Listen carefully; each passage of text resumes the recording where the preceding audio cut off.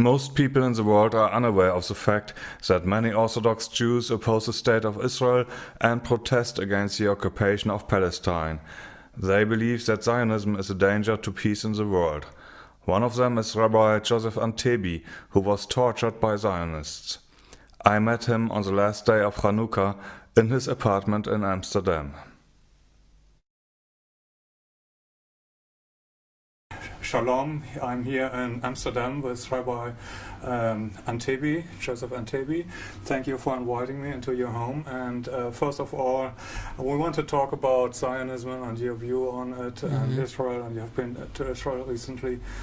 But let me start with a question: are you not afraid to invite a German into your home, who's, if you look me up into the internet, who is supposed to be anti-Semitic?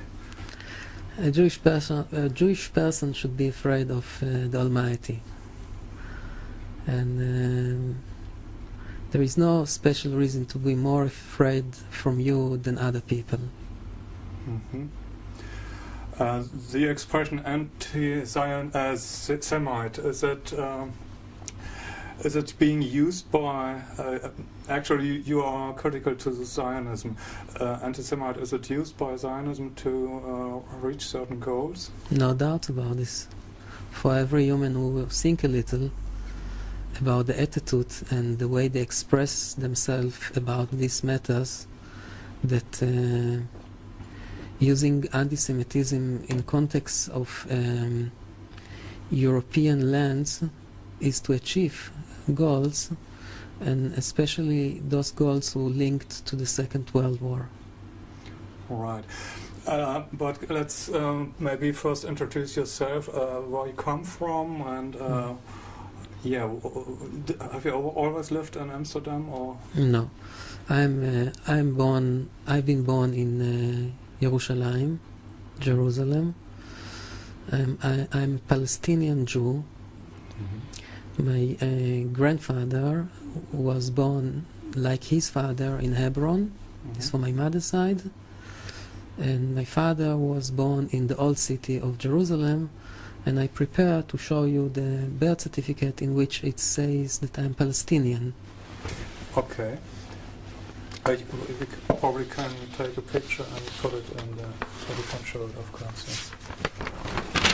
Okay. Okay, we'll make a picture of that later, maybe. Yeah. Thank you. So, actually, you are Palestinian Jew. You can read it. Yes. Certification of registration of birth, Department of Health, and Palestine. Okay. Yeah. That's weird, because we think that Jews only live in the, well, not in Palestine, but in Israel. But before Israel was created as a state, Jews and Palestinians lived lived peacefully together for a long time. Sure. What changed then? Zionism, of course. Zionism is the cost of the unpleasant situation that you have right now in the Middle East, and not only in the Middle East, in the whole world. Okay, can you explain what Zionism is and what the problem is with it? Zionism, it's a political movement which started about 150 years ago in East Central Europe. One of the major figures in the establishment of this movement is Benjamin Zehev Tudor Herzl, who was a secular Jew from Budapest, and then he passed to live with his parents in Austria. And he was very far from religious, and he thought that a solution for the Jewish problems will be when the Jewish people will have their own state. He thought to create a secular state like Austria or Germany or Belgium. Okay, then after World War II, Israel was created. It was there was a Balfour Declaration that actually promised a land to the Jews in a country that didn't belong to them, and was promised by the British, actually, right? Look, this is the political side of the whole matter. We watch it much more from the religious side. It was ever promised to the Jewish people, but since 2000 years ago about, we were punished, and the punishment include that we have to leave this place, and the power of this punishment did not pass away until these days. The punishment by God? Yes, that we are not allowed to live there. Okay. That we have to live under the nations abroad. So you are an Orthodox Jew who's strongly believing in what is written Yes. and your religion, and you think if there would be a state for Jews, then God would give it to you, right? Or Like it says in the Holy Book. Yeah. I prepared a chapter who refer this. Okay.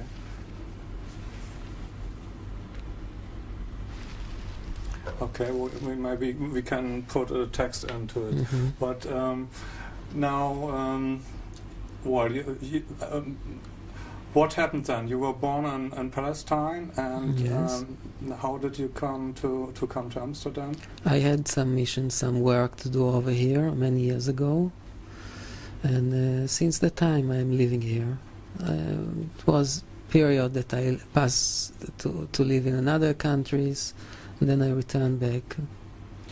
Actually, are you in a group of anti-Zionists, and you make demonstrations throughout the world where you actually hold up signs that has the Israeli flag? You burn the flag, and maybe we can show this here. Mhm. Yeah, this is.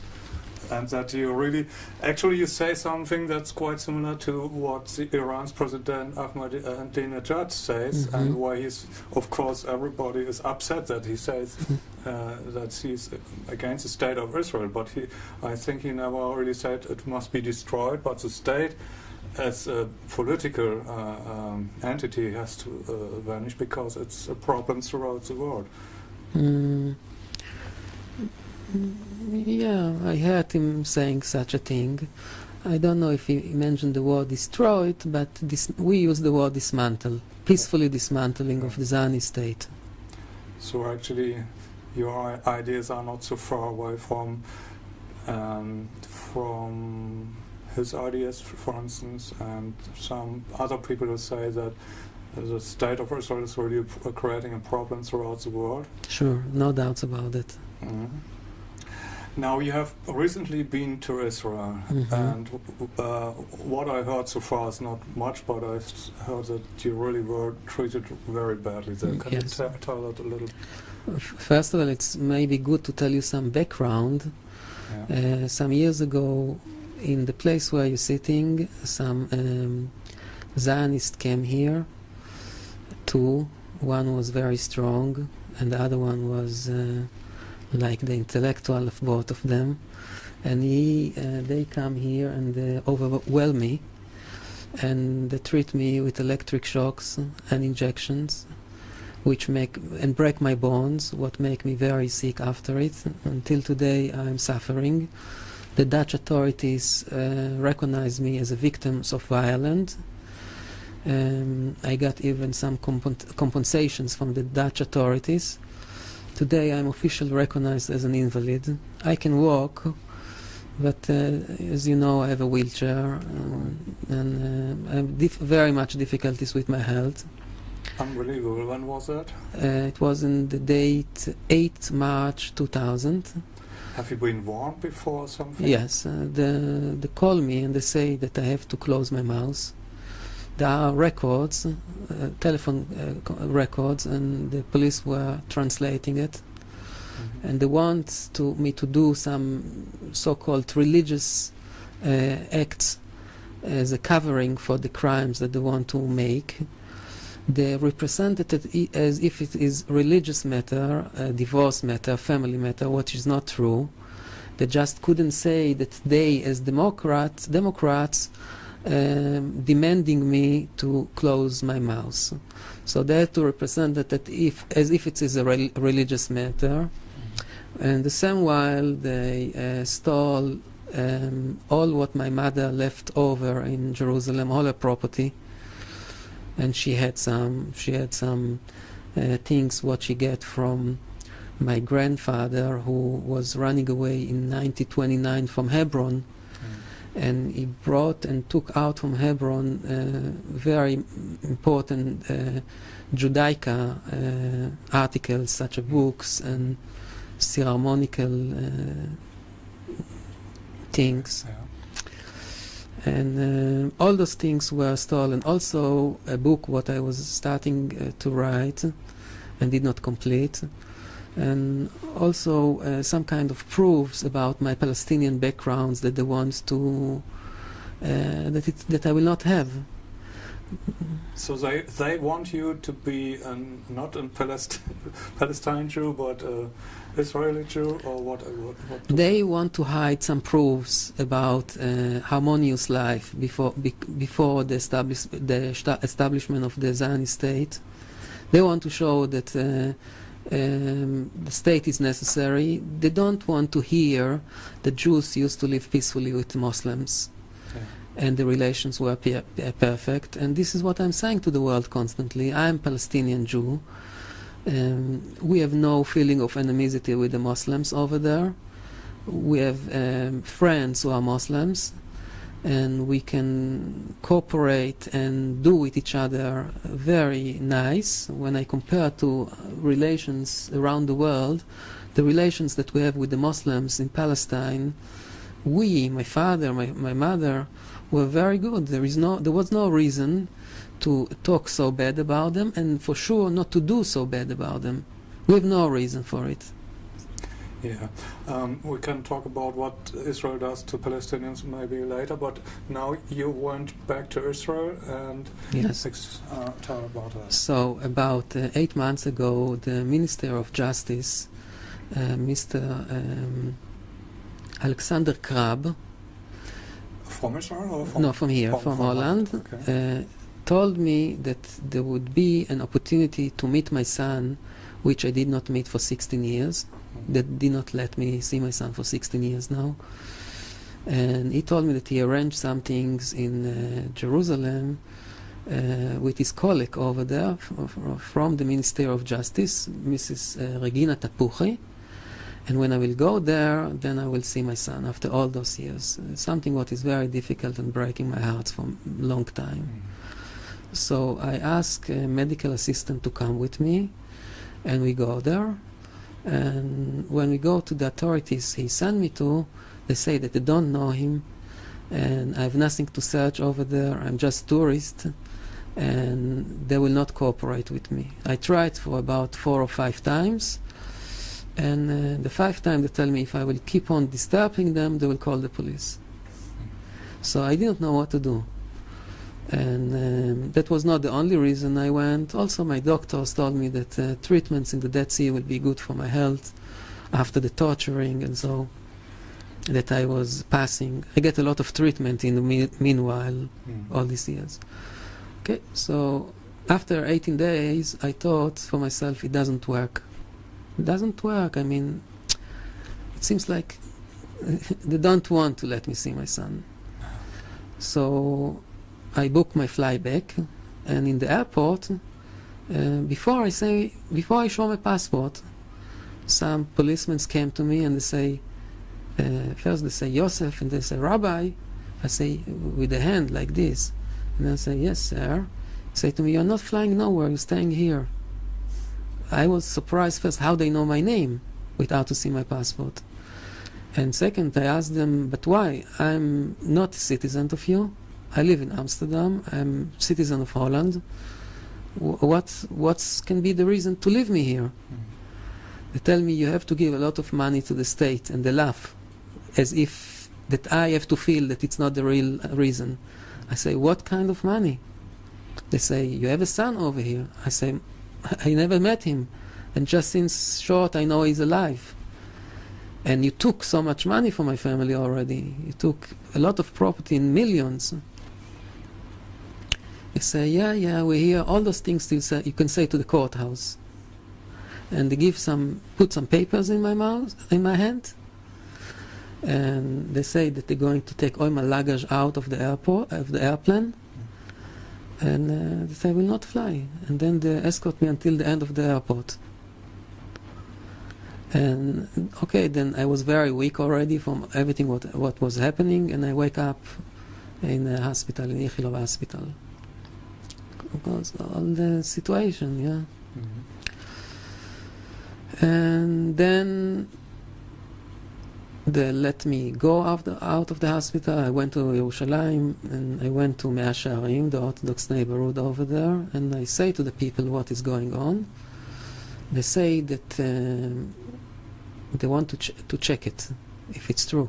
So they check it, and then they say, yeah, you are not allowed to leave the country, as it says in the papers. You have to go to the courthouse. I went to the courthouse, and in the courthouse they say that they want something like 500,000 of me. I say, for what? You take already so much. He said, otherwise you will not go out. And outside of the courthouse, some officials come to me and they tell me, you already forget about all these stories that you say, the kidnapping and the torturing. I say, I did not forget. I say, no, it can help you to go out of here. And they go, smiling, laughing. Okay, I went out, and I went again to Mea Shearim, and people over there say that they check it already, and it seems that I'm allowed to leave the state. Mm-hmm. I tried again for the second time, and went to the airport with my wheelchair and all my luggage, and again the same story. You're not allowed to leave the state. My medicines were finished. My medicines were finishing, and I need a medical treatment, so I went to the hospital. I went to Bikur Cholim. Once I went there, somebody with a white doctor, like hospital clothes, came to me and he say, Rabbi Josef, how do you do? Kind of cynic, talking. I said, how do you know me? He said, who does not know you? Again, with very funny voice. It's okay, I did not come here for being famous. I came here because I need medical treatment. He said, yeah, you will get a very good medical treatment. Go here, sit here. It was very strange behavior, and I did not know how to behave back on it. But I did what he said. I sit down, and then a man come to me, and he said, listen, now you can come with me voluntarily, or I can take you. Decide how do you want to come. I say, where to? He said, I have to take you to a hospital because you don't feel good. But I say, but here is an hospital. Why do I have to go to another hospital? You can give me my medicines here for my pains. Then he say, no, you have to come with me. And he already held me for my arm. And it was very hard holding. So I thought, okay, I better walk. I better go with him normal. So then he put me in an ambulance, and it drove 20 minutes away from Jerusalem, and then it was like an hospital, and they opened electrical gates. It was security over there, people with guns, and then come kind of a doctor with very serious and cold face, and he told me, hello, Rabbi Josef, can you hear me? I said, yes, of course. Well, of course, I hear. He said, do you also hear voices, right? I said, when there are noises, then I hear them. I'm not a deaf, of course. Besides this, I don't hear any. I understood where he's going to. So I said, besides this, I hear you when you talk to me. But besides this, there is no any other normal things that I should register them here. He wasn't satisfied with my answer, and they brought me into a closed department. It looked like a prison. There were the murderers. I recognize at least one that I know from the newspapers, and people in terrible situation. You can far away from Jewish behavior, how the team is dealing with those people. And I had to deliver everything what I had, my money, my documents, my passport, my telephones. But because I saw that the situation is like this, that something terrible is going to happen to me, I hid one telephone, and I wait that it will become evening.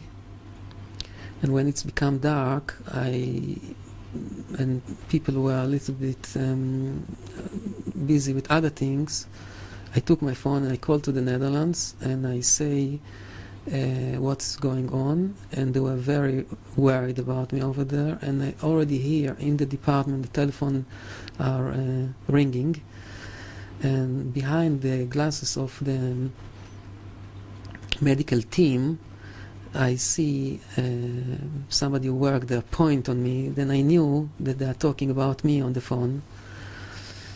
And I felt and saw the atmosphere that they are unhappy about what is happening. And one come to ask me, do you have a telephone with you? I say yes. Then they knew that the plan is collapsing. And in between less than 24 hours, I was out of there in a very strange way. Somebody come and pulled me from my wheelchair, pushed me into an ambulance, took me to the center of Jerusalem and throw me out in the center with a letter in my hand that I am released from the hospital. I did not receive any tablet or any injection. What I'm sure was the plan. But thanks God, I survived. That was not the only thing. The second experience was that I'm driving in a bus with another 16 people, and then a civil car passing our bus, and at once putting on the car some kind of blue light, stopping the bus, and they picking me out of the bus and taking me for requesting for the all night long in the police station in near Jerusalem. It wasn't in Jerusalem, Okay. another city. And also there in the questioning, one of the policemen coming and telling me, some things are better to forget. You don't have to register things that we already know. And no one in the world is interested about your stories. And it's in your hand to decide how long you'll stay here. When you forget it, then it will be good. They refer about the stories of 8 March 2000, the day that I was kidnapped and tortured, here in Amsterdam. Okay, so I returned to Mea Shearim, and the people saw that there is nothing to do, just to help me to live away from there, and if necessary, in not regular way. And the condition was that I cannot take anything with me, including my wheelchair not. And another condition was that I will not really direct know who is helping me. And that's it. One day I find myself here in Europe. It was about 2 months ago. And since then, it's already 2 months now that I'm back at home here. Unbelievable. I mean, you're a Jew and you're being tortured by Jews. Well, we non-Jews would think that very, very strange, actually. I think it would be a Jewish state and Jews would be welcome there. Look, maybe it's better, before we continue, to say that I was tortured not by Jews, but by Zionists. Okay. And it's very good that the people who see us will make for themselves clear that Jews are not Zionists and Zionists are not Jews, per definition. Mm-hmm. The people who behave like this already declare with this behavior that they are not Jews. Jewish behavior, it's merciful and loyal, for sure, to the Jewish nation and for the whole world, all people. And when a person behaves in such a way, he's just saying that he is not a Jew. A Jew, it's a merciful person who wants to make charitable actions and to make good to everyone. Actually, I heard that different kinds of Jews, Sephardic Jews and Ashkenazim Jews, and they are actually not, they can't put their line back up to that they are from the Middle East, but they come from Khazars, and they took over the Jewish religion one day? It's there is also kind of thoughts like this, but when we say that there are two kind of Jews, I don't know if it's the correct description. Jews are Jews, and they are and all the Jews has to live according to the Jewish word to be called Jews. And I prepare another kind of text over here. It's written in, there is a book in the Talmud. Yeah. It's called Megillah. The name of the book is Megillah, and it says that everyone who does not recognize the not right God, everyone who declares that he does not recognize the right God, is a Jew. Mm-hmm. Every person, when he says, it's opinion in the Gemara, when he say about the wrong God that is not God, is in a way already a Jew. That's weird. So It's weird, what's yeah. the wrong God and what's the real God? The real God is is God, the Hashem, the God of Abraham, Isaac, and Jacob, and the God who mentioned in the Holy Torah. Yeah. And we have it in the Old Testament. The Right, yes. Christians have it there. But you said there's a wrong God and a real God. There is a lot of wrong things to believe in. What? How then do you think about people who are not Jews? That they, while in your books, they are not chosen by God. Are they worse than Jews? Look, it's will not make a good impression to talk like this, and it can be very insulting to hear such a thing. And I'm afraid to say a wrong thing will be interpreted in the wrong way. That's why, and also because I'm not good English, that's why I'm very careful with what I'm saying. I can tell you that in the time that Messiah will come, and we will bring offers in the Holy Temple, also non-Jews will bring offers over there, and also non-Jewish people have a place in heaven if they're living correct as a righteous people. And there are a lot of righteous people between the nations, and it's enough that they keep the 7 laws of Noah to be called like this. Okay. And you think that Jews can live peacefully with Palestinians and non-Jews wherever in the world? There's no problem for you? Or do you think they have to change, or do you expect anything from non-Jews? Just that you say everybody should respect each other. Look, the Jewish people live in diaspora already for about 2,000 years. Yeah. We don't have a homeland. We are loyal to the nations around the world. And there are some obligations from the nation to the Jewish nation, as they promised, and it says in the Talmud as well.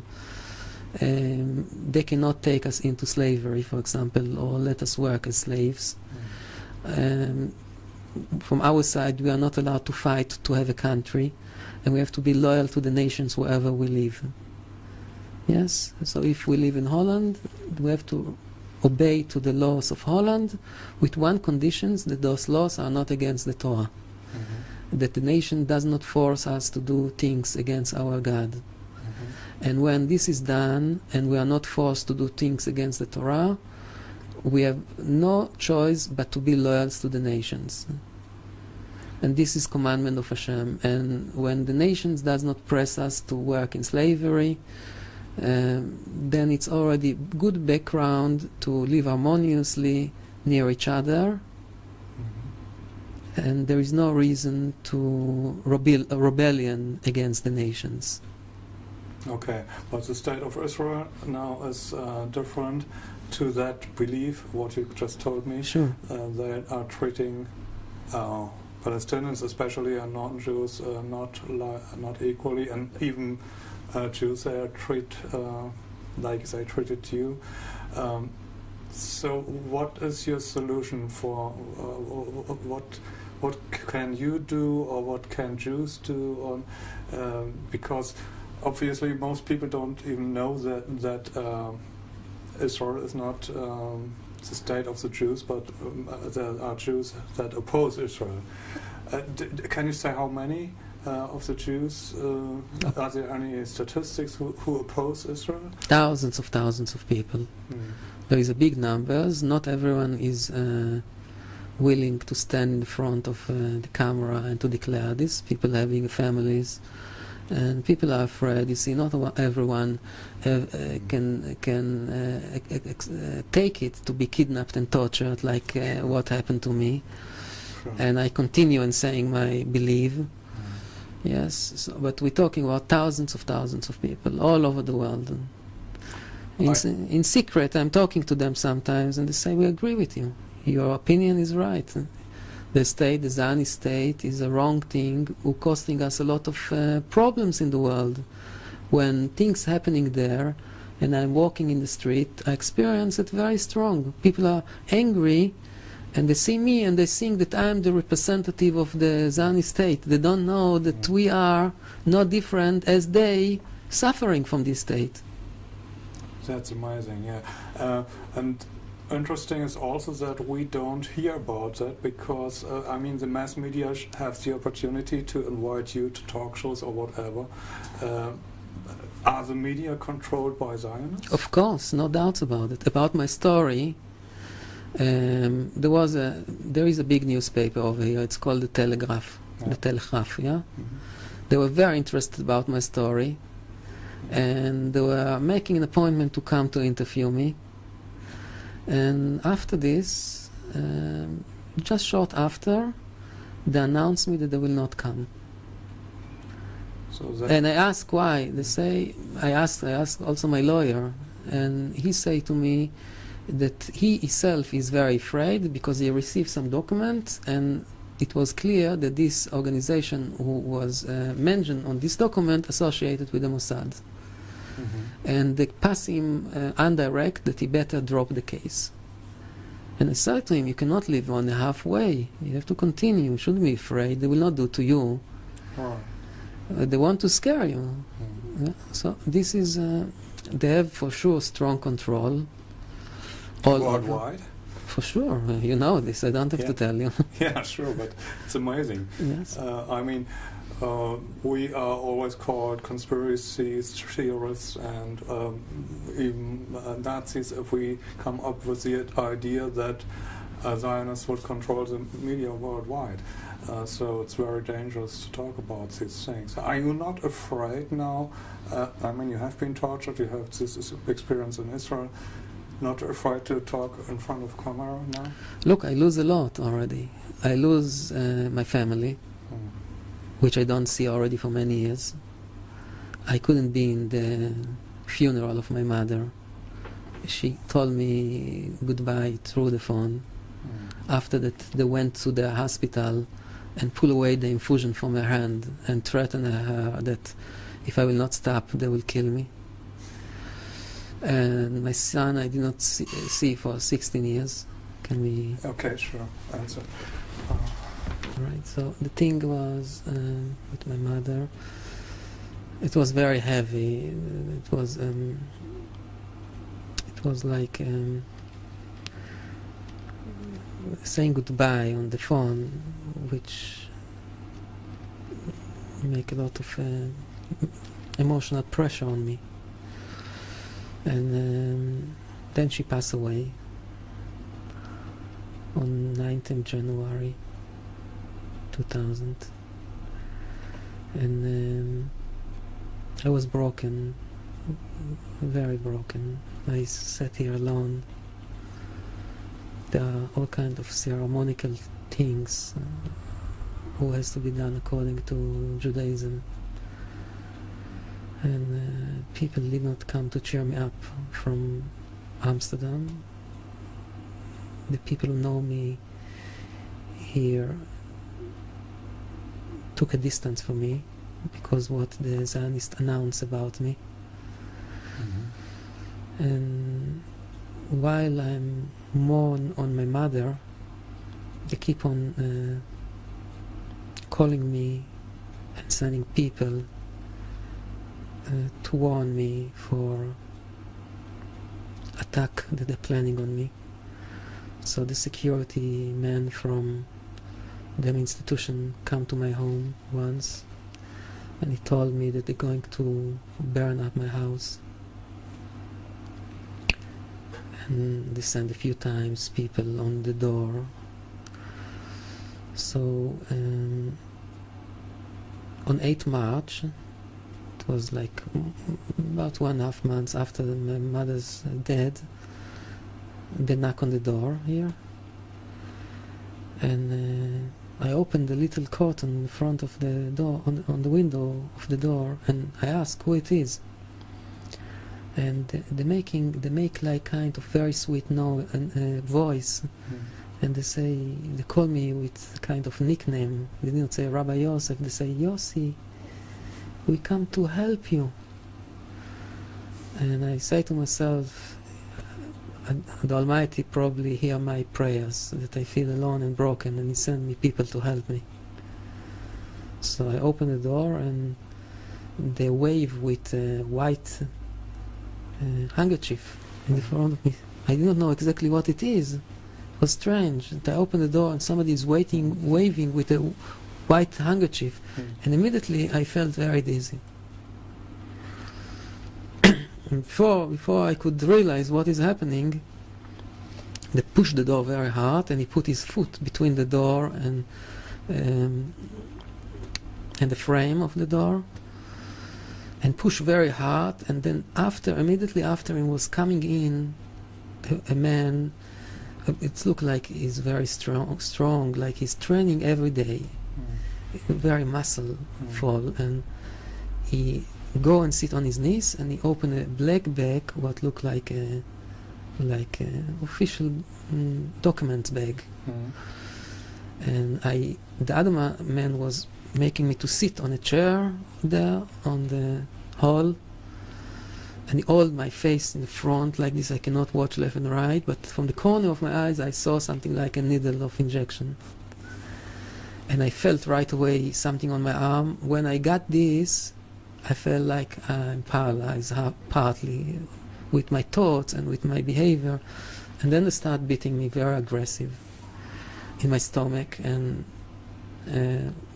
right in the beginning, when they beat me, already they broke my ribs, what making me my breathing very hard, painfully, and my moving. So they overwhelmed me very easily after it. And then they brought me into the room, and they continue beating me. And then the one man asked the other one, bring me a telephone book.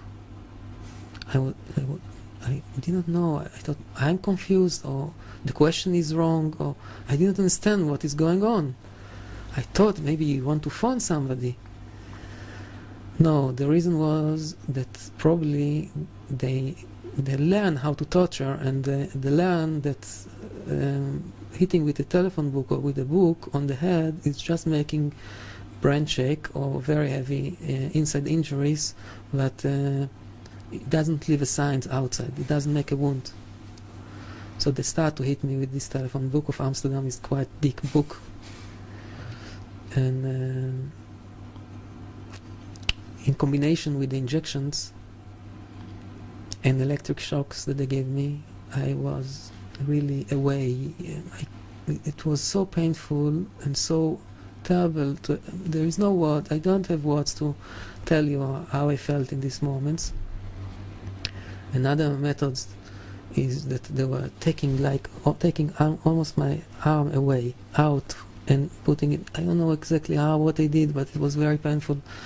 And then he tell him like he's giving a hint that he want to put my head in the toilet, and a few more things that they say what I can't repeat. It's a shame to repeat what they were planning to do with me. A really shame, ordinary and vulgar in the same time. And I really believe that they're going to do this because they show me equipments that are used for this kind of torturing. And that was breaking me. that was the thing what brought me into the end, that I told them, okay, all right, whatever you want. Then they search in all my apartment for documents, and they find some anti-Zionist pages. And every time that they saw something, they keep on beating me. It was taking maybe 1-2 hours torturing here, and I couldn't shout from the injections and from all the treatment. Then they told me that they're going to bring me to a car outside, and if I will open my mouth and mention something in the street, they will put me in a carpet and they will roll it, and they will throw me into a place where they build houses, into the beton, and nobody will find me anymore. And then they brought me into the Zionist building. There were waiting for me a few Zionists. They call themselves rabbis, but they are not rabbis. The one was Mr. Avers, Raphael Avers. The other one was Louis. And the other one was, he already passed away about 8 months ago, is Just, Meyer Just. They wait for me over there, and in the declaration in the police you can read that it was revenge. If you can see deeply what they are saying, you see that it was a revenge about my activities. But they want to represent it as a religious matter, because when they will represent it as a religious matter and there will be request by the police, questioned by the police, they will say it's a Jewish matter, don't involve yourself. Once the police will involve themselves, they will say you're anti-Semite, the old story. And they announce me this in the synagogue. They say, don't go to the police, they are all Nazis. There is a newspaper article that you can take with you after, in which it's mentioned. Don't go to the police, they are all Nazis. But the police was involved because after this torturing day, they throw me to the street, and the people, the citizens of the residents of Amsterdam find me and call the police and ambulance, so the police get to know about it. I had to get a long medical treatment after it. Yeah, that was the cost of my being invalid. In the beginning, it was a long period that I could hardly walk. Today, thanks God, I can walk, but I have a lot of pain. I'm suffering from a lot of pain, physical as mental. And it's to understand for the fact of using my mother's without the option to say goodbye, for not seeing my son already now 16 years, and my father, and all the property, and the whole thing, from becoming from a good settlement into poor man. It's not easy thing. This is Zionism, and this is the cost of Zionism. You have now a classical example of Zionist behavior. Yeah. So you can say, if they're doing it to a Jewish man that they, according to them, they support to protect him, what will they do to non-Jewish men? Yeah. If to a Jewish man they treat like this, and they represent themselves as the guards of Judaism and Jewish people, so what are they doing to the Palestinians in Gaza? How they fight against the people in Lebanon and Syria? If to the Jews they do like this? I know the answer, but maybe we keep this for another program. Yeah, that's probably too hard, but that's unbelievable what you experienced there. What is your feeling about it? I mean, obviously you can't be happy with what happens there. What is your plan? What are you going to do? Look, I spent already about 16 or 17 years of my life for even more announcing the world that Jews are not Zionists and Zionism is not Judaism. I will be very happy if I will have the option to have a location. I thought about Berlin, in which victims of Zionism can gather and support each other.